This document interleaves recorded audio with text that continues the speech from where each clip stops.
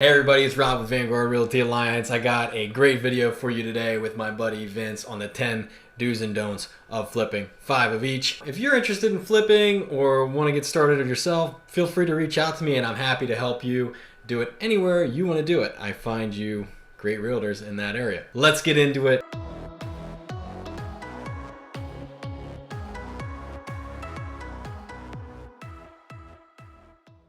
Hey Vince, how's it going, man? I'm doing good. How about yourself? Another beautiful day here in Westchester, PA. Yeah. Where are you located? Right now, I'm located in Gladwin. This is our most current living flip that we're doing right now. Man, that kitchen looks. eh. Thank you. Appreciate it. A lot of work went into it. I need a nice dinner in that kitchen. So, Vince, tell the people about your flipping background.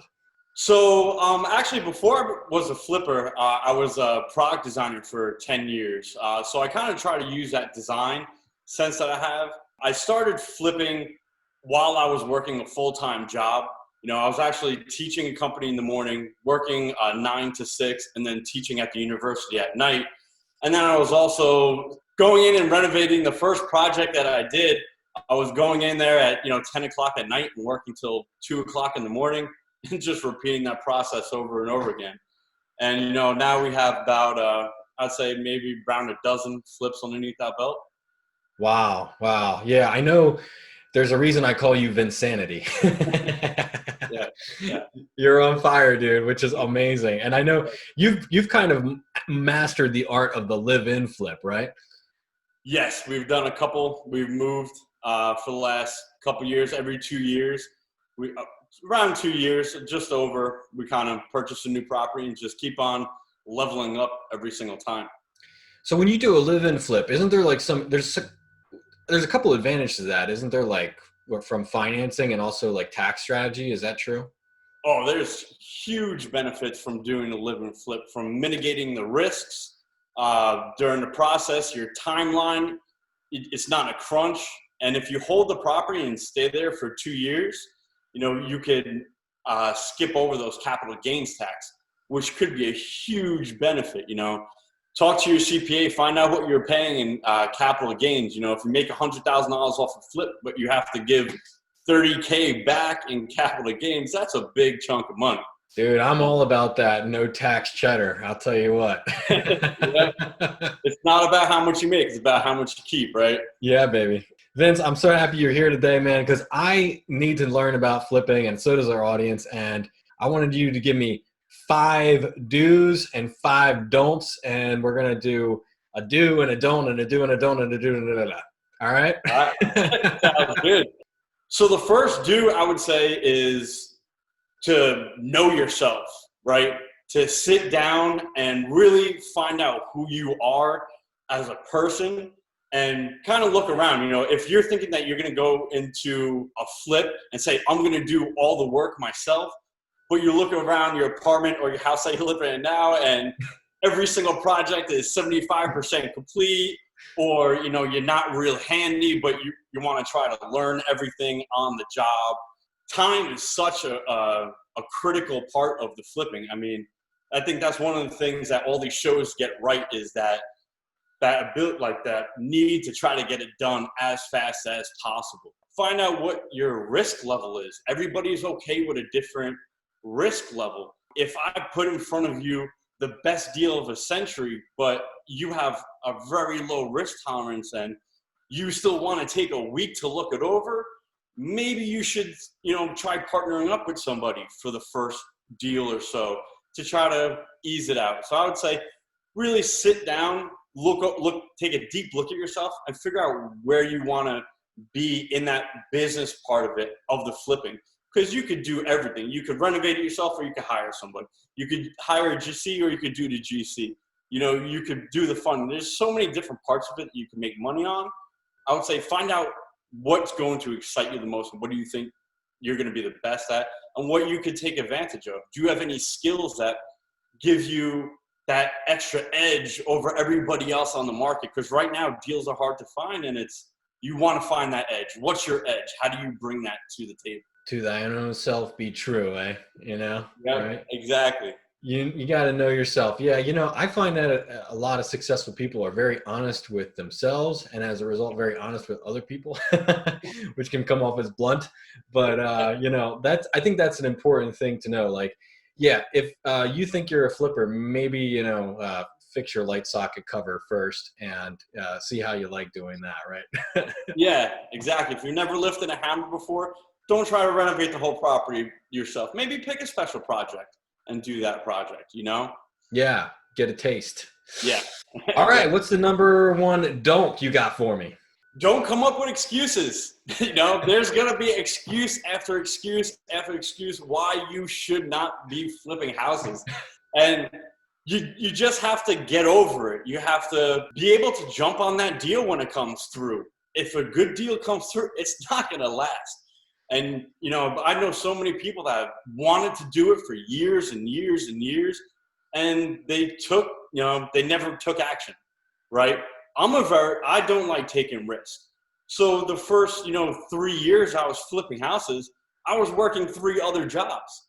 So, if something went wrong on the flip, I still had a steady stream of income. And, really looking back, I should have quit all my jobs after that first flip. But it was just me not wanting to take that risk. I had 2 girls, and I didn't want to put my family's financial at risk. So I try to mitigate it by, keeping those jobs. It was a hustle, but that's the way I had to do it. It's very easy to come up with excuses, but you can't put any of them in the bank. Nope, exactly. Yeah. All right, tell me another do, man. So a do would be to buy right and don't fall in love with properties. So you don't make the money when you sell the property. You make your money when you buy the property. Renovations are almost a fixed cost. Maybe there's a guy that could do drywall cheaper than my guys, but those are just small little increments here and there. And there are ways to really take advantage of some things. But for the most part, the rehab cost is, a very slim window. And the outsell, the house is going to sell what it's worth on the market, right? You can't force it. You can't say, oh, I went 50K over budget, I'm going to sell the house for 50K more now. It just doesn't work like that. So it's when you buy it. You buy it right, you buy it low, and that's where you really make the money. I had a client I met with the other day, and they were telling me about their neighbor, and they're like, yeah, the neighbor's house is worth 400,000, but they put so much into it, they put it up for 500,000, and it's just sitting there, and it's like, yeah, you're not gonna get what you want for it just because that's what you spent. And I felt bad for those people, and that was a very expensive lesson for them. Now, when you talk about buying right, because I know when I watch you buy, I am like so impressed. Actually, I think that is probably, I don't know, besides design, which you are awesome at, that is probably one of your best talents. So can you talk about how you buy right? When I buy right, so I'm a real estate agent, so I work with buyers and sellers. I also have done wholesale, and we do flips and rentals as well. So when I go to meet with a client, I'm not only a wholesaler where the only thing I could offer them is a lowball offer. Or I'm only an agent where the only thing I could offer them is to stick a sign in the yard and put pictures on the MLS. So when I go to meet with them, I don't have, a kind of a game plan. I have a blank piece of paper and a pencil, and I listen to them. I might sit down with them for 2 hours. We might talk about real estate for the last 10 minutes. I hear about their story, where they're trying to go, where they came from. And I want to make sure that if I'm going to buy the house for a flip, because you have to get the houses really cheap for it to make sense for a flip, that I'm helping them out. I'm hitting what they want. I'm getting all their goals done on timeline, on price, all those things. And I really care about that person on the other side of the table. So I put them first. I think that was one of the biggest lessons I've ever learned in life is if you always put other people first, all the good will come back to you. So I really just kind of listen to them, figure out what works best for them, and then I can make money on it either way. I love your approach because it's like you come in and you're just like, you tell me what you want and I'll give that to you.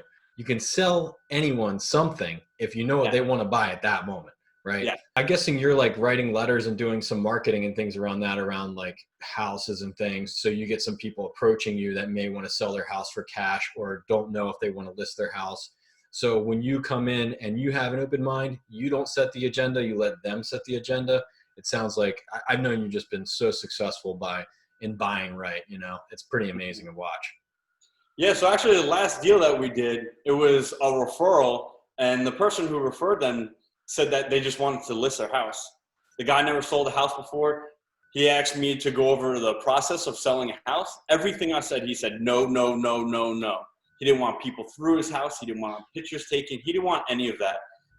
So I could feel him about to hang up the phone. I said I could be there in 10 minutes with a cash offer. I ran over there. We had a chat, figured out what he needed, and we made the deal happen. I think you made some money on that one. Yes. Yeah.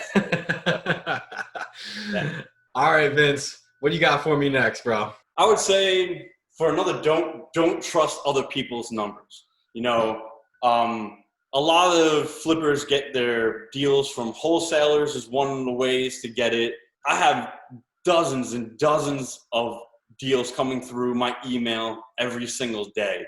And so many of them, just the numbers are not right. They're saying the ARV on the property is $500,000, where when you look at the comps, nothing in the area has sold for over 400. They're saying that it's a 50K rehab, but when you look at the place, you know, it's like more like 150. So really, you know, do your own homework on properties. Don't trust what everybody else says. Yeah, I think that's a really important point. I have seen the exact same thing. They're like, you know, they send you the house and they're like, this house down the street sold for like 350,000 and we only want 50 grand for this guy. You know, what a deal, you know? And you're like, hey, wait a minute, that has like 2,000 more square feet, a giant yard, and you know, 3 bedrooms more. You know, it's like, whoa. And then, you know, and then I get into arguing with them. I'm like, yo, come on, you know. And then it's like I'm wasting my time arguing with them when I should just be like, yeah, okay, why am I arguing with you? All right, what you got for a do for me? I'll say when you first get that deal, stop. Everybody wants to go in there with the sledgehammer and just start knocking things out. I would say stop, you know, come up with a game plan, go over the numbers. You know, everybody wants to remove walls, make things open concept. You know, taking a wall down might be $100. You know, pay a guy a day with a sledgehammer. But if that wall is a load-bearing wall, you know, it might be a couple grand. So stop, make sure you know what you're doing. In the beginning, I was ripping out things that I wish I'd never ripped out because I would have left it. Or, you know, I could have left that towards the end and made a decision where we just ripped everything out day one where, you know, oh, maybe the budget's going a little high. Let's just keep this instead of retiling it. Maybe we could do something, you know. So I would say stop when you first get that property and really come up with a game plan. Give it a day, you know. Take your time, go over it with your contractor, maybe have a couple contractors come by and get their opinion on things before you just start blowing things out. You know, I think that's so important because I've done that before where I'm like, yeah, I'm going to rip this out. And I like rip one piece of it out and it's sitting like there for 6 months. No balls. And then, you know, and I'm like, oh, why did I even mess with that thing? You know, I shouldn't have ripped up that floorboard. And then like, you know, when I did my house, I had like our broker Steve like come through and I had like people give me advice and had Paul Bradley come through and talk about load bearing walls and like, hey, how much is this going to be to do if I do this? And then even when I got into the walls, I was like, oh, change of plans a little bit. But yeah, I think basically stopping and making a plan makes a lot of sense. And I think if you do take that moment to pause and have a few experts come through and look at what your plan is before you execute your plan, you may save yourself thousands and thousands of dollars. All right, what you got for me next? So I would say next thing is don't think everything's gonna go smoothly. You know, nothing ever does. When you're doing renovations, it's just one thing after another. You're just putting out fires left and right. I mean, you open up a wall, you find termite damage. There's always things that go wrong. So I would say, number one, I always bake in, I would say on average, I would say about 10% to the rehab budget. So if my budget is $100,000 for the rehab, I'll make sure I have an extra $10,000, you know, left over. One of the projects that we did in the basement, there was a finished basement, looked great. We were just going to refinish the floors and paint. There was a little water damage underneath one of the windows. I budgeted $2,000 for it. We started ripping the wet area out, and it just kept on going and going and going. We had to rip out the whole entire basement. We actually had to jackhammer the whole entire basement floor, French drain, new framing, new electrical, drywall. I mean, it was $25,000 in the end, and I only had $2,000 budgeted for it. Wow. Yeah. So it's one of those things, and not just on the budget side, but on the contractor side too, right? So from the design world, what we used to do is called a FMEA, a failure mode error analysis. So failure mode, what could go wrong? Let's list every single thing that could go wrong during this project. Right. And then the mode would be like, what would happen if those things go wrong? And then you kind of just figure out what we can do, right? So like if you go into a project and say, I have the best plumber, this guy's amazing, great prices, shows up on time, gets the job done before it's supposed to, what happens if something happens to him? What happens if he's on the way, he gets hit by a car and, he's out of work for 6 months and you don't have a backup guy? I have 3 or 4 backup guys I use the same guys almost every single project. Right. But I do have backup guys for every single one of them in case maybe they're 6 weeks out when I give them a call to get a quote. I can't wait 6 weeks, so I could go down to the next guy. So you kind of got to figure out what could go wrong, just plan for it. Yeah, I think that's the thing, right? Like people go, well, if I flip a house, well, what if something's wrong with it? Of course something's going to be wrong with it. You know what I mean? Like you should have that as your plan, and then it's not a big deal when it comes up because you expected it to come up. It was baked into your numbers. But if your numbers are so tight that if any one thing goes wrong and your numbers don't work, all right, what you got for me next? Know your numbers, right? Because you see so many people watch these shows on TV where it's like they bought the house for $100,000, they put $100,000 into it, and they sold it for $300,000, and they say $100K profit. That's not right at all. I mean, and it's far from it. And if you think that those are the way the numbers work, you're gonna get burnt heavily. Are you saying the TV lied to me? Yeah. But with reality TV. Yeah, exactly. And when they go through it, they're like, "Oh, we're gonna redo this kitchen, $12,000." All right, well, where in the country are they? How much are they paying for labor? How much are they paying for materials? Like right now, one of the issues we're having is materials have doubled in price. Some of the things have quadrupled in price. Whoa. Just because of supply and demand. The factories aren't producing as much because they don't have as many people in the factories. And, because of COVID, the deliveries are getting slowed down. So, where a piece of lumber that used to cost us $6, we just bought one today for $19, and lucky enough, we're just doing a little wood landing and not a whole deck or, it would have quadrupled the price of the project. I should have hoarded wood in retrospect. You know what I mean? I should have had like a lot of lumber in my garage. Could have flipped it, tripled my money. Yeah. So I'll say on the numbers, I think one of the things people leave out a lot is the holding costs, right? They might be able to budget for the renovations. It's really the holding costs. Like let's say, take that example of you buy it for $100 and you're going to rehab it for $100. If you borrow $200,000, right now the going rate is about 12% and 2 points, right? If it takes you 6 months and you borrow $200,000, that's $12K right there in interest. The 2 points, that's $4,000 on top of that. Then you're paying taxes. Let's say it's $3,000 for the hold the property for that 6 months, insurance, utilities. You got to pay 6% on real estate if you're not a real estate agent when you go to sell the house, transfer taxes, closing costs.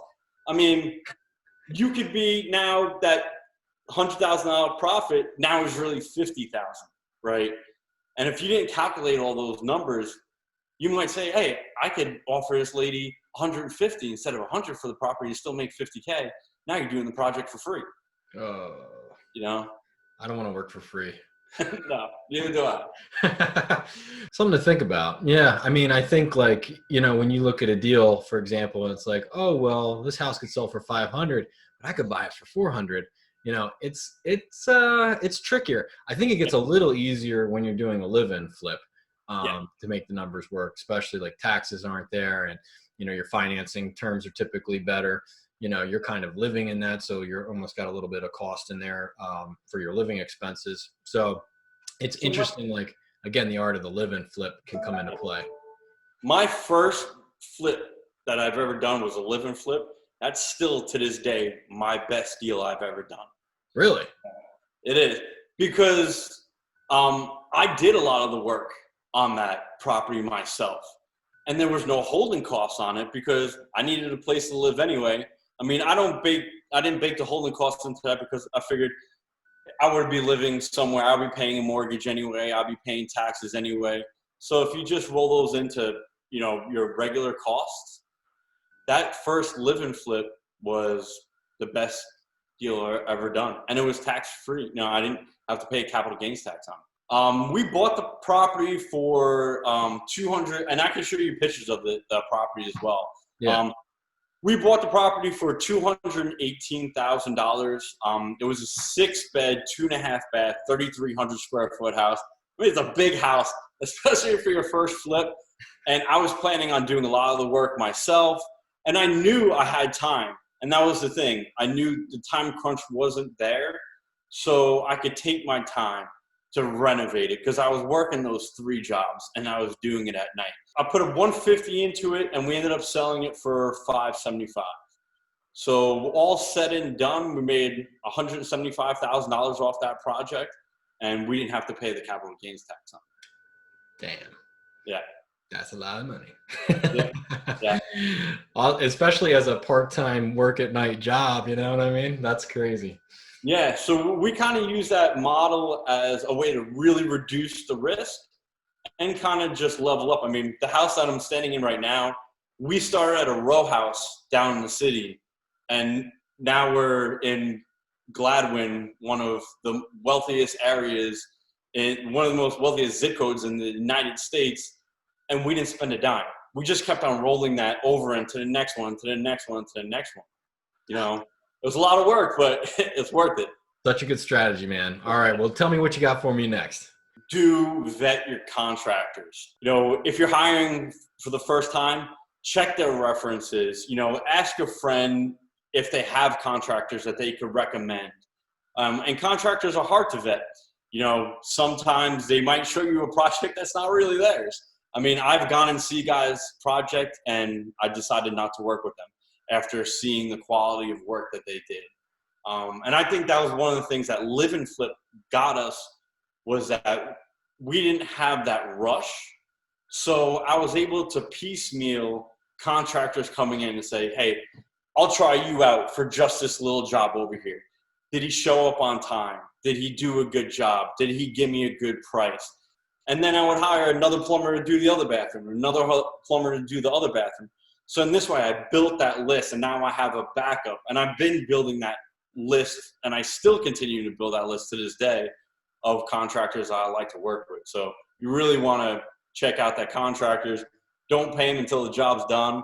Obviously, we heard thousands of nightmare stories about that. Yeah, that's one thing actually I wanted to touch on payment schedule for the contractor. What is your typical payment schedule for a contractor when it comes to that? I always try not to pay until the very end. It depends on the project, depends on how big the project is. Is it a contractor that I've used? This one contractor that I've been using, I've used him on every single flip that I've ever done. Wow. So we have a relationship. There's a little bit of trust. You always want to make sure you're protected, using contracts and things like that. But there's more trust there, where if he asks me, can I just get the money up front for the materials? We've been doing business for so many years that I have no problem doing that. One thing to look out for too is, like I said, it goes from project to project. Is it $100 project that you're hiring this guy for and he's asking the money in advance? That should raise a red flag saying, either this guy is really desperate or he has no money. that might make him walk easier. He can't run his business where he can't float $100 for a couple days. If you're hiring a guy that's going to do $30,000 worth of work and it's going to take a couple months, then in that contract, we'll spell out that payment schedule. So it depends, but I would say you're not usually giving somebody, let's say, like you don't know, half the money up front or anything like that, right? No. Okay. I want to just make that point to the audience because I know, like you said, a million people have been burned by that. Yep. Payment schedule is everything with contractors. Make sure, that final payment especially is not given until you're satisfied with the job, because I've just heard people like, I'm trying to call the guy back. I was like, did you give him all the money? Yeah. Yeah. Well, he's not coming back? Oh, exactly. It's amazing. How about that? All right, man. What else you got for me? Don't overprice your house when you're done. If you go 10K over budget, don't try to sell it for 10K more. The house is going to sell for what it's worth, right? And, you don't want to overdo your house either on the rehab, and that goes back to knowing your numbers. If your outsale is $150,000, you're not putting Viking ranges in there. You're not putting Sub-Zero.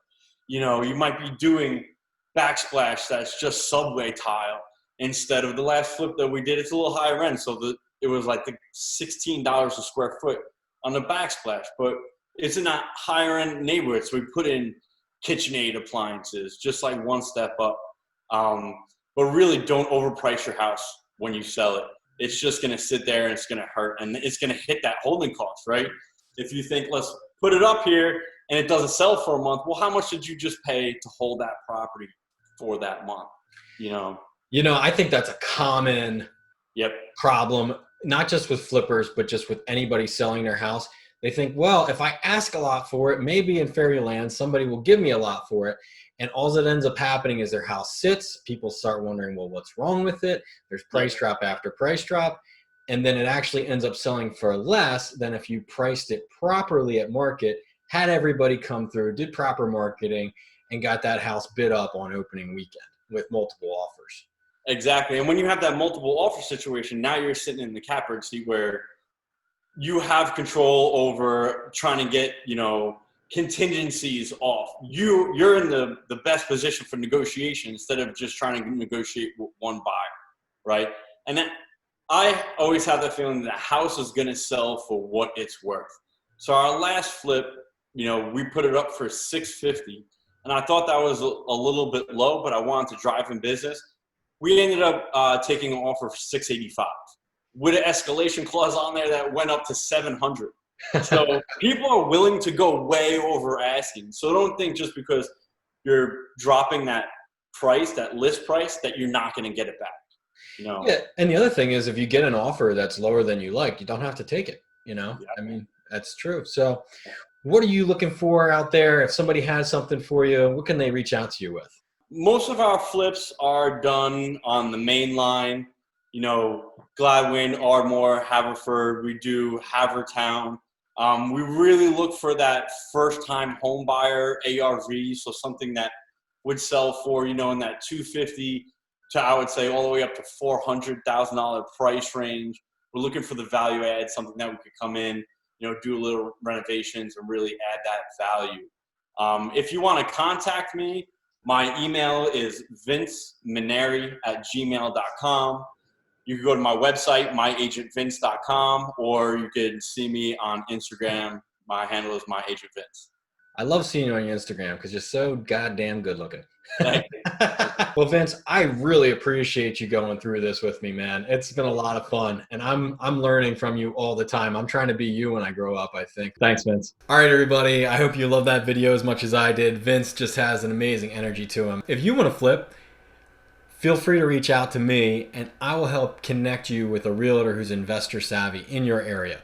All you got to do is email me or send me a text message or whatever. I'll put that in the link down below. I really appreciate any likes, comments, and subscribes to my channel. I got one bonus tip for you here at the end, so check it out. To really do your research, go online, go to RIA meetings, go to these real estate meetings. If you're really looking to get into that flipping game, you want to know people in the area. Real estate is all about who you know. And to go to that one investor meeting, you can meet everybody you need to do a deal in one night. You could find the wholesaler, you could find the hard money lender that's going to give you the money, you could find an agent like Rob that could list it for you afterwards.